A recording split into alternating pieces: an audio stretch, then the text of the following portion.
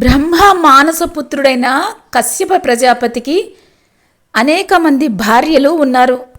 వారిలో కద్రువ తనకు సమాన తేజస్సు మహాపరాక్రమం కలిగిన 1000 మంది సర్ప సంతానం కావాలి అనే వరాన్ని కోరుకుంది. వినత పుత్రులు అరుణుడు, గరుత్మంతుడు. కద్రువ పెట్టిన 1000 గుడ్ల నుంచి 1000 మంది ప్రధాన సర్పాలు ఉద్భవించాయి. వీరి ద్వారా విస్తరించిన వంశమే మొత్తం నాగజాతి. నాగజాతిలో లెక్కలేనన్ని కోటాను కోట్ల సర్పాలు ఉన్నప్పటికీ మూల పురుషులుగా కద్రువకు జన్మించిన ప్రధాన సర్పాలు 1000గా చెప్పబడ్డాయి. ఈ నాగులలో కొన్ని మహాబలశాలులుగా, లోక పాలకులకు సహాయకులుగా, దేవతా సమానులుగా ఎదిగి దివ్య శక్తులను పొందాయి.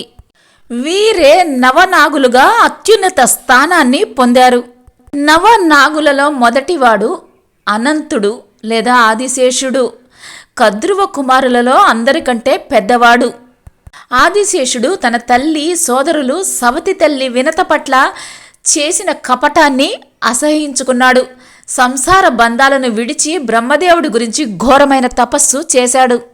బ్రహ్మదేవుడు ఇతని ధర్మానికి మెచ్చి చెల్లించే భూమండలాన్ని తన 1000 పడగలపై మోసే వరాన్ని, శక్తిని ఇచ్చాడు. సాక్షాత్తు శ్రీ మహావిష్ణువుకు శేష తల్పంగా మారాడు. విశ్వ నిర్వహణలో ప్రధాన భాగస్వామి ఆదిశేషుడు అయ్యాడు. ఆదిశేషుని తర్వాత స్థానం వాసుకిది.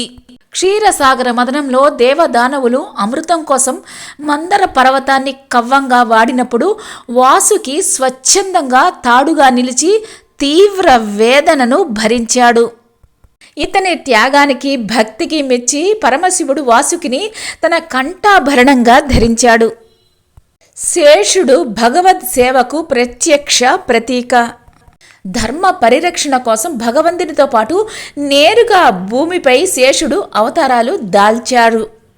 త్రేతాయుగంలో శ్రీరామునికి తమ్ముడిగా, లక్ష్మణుడిగా, ద్వాపర యుగంలో శ్రీకృష్ణుడికి అన్నగా, బలరాముడిగా అవతరించాడు.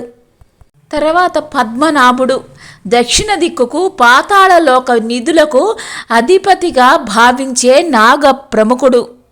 పద్మనాభుడు శంఖ, పద్మ నిధులకు రక్షకుడిగా, కుబేరుని ఖజానాకు, భూగర్భ జల సంపదకు రక్షకుడిగా నియమించబడ్డాడు. పద్మం వంటి పవిత్ర కాంతితో ఉంటాడు.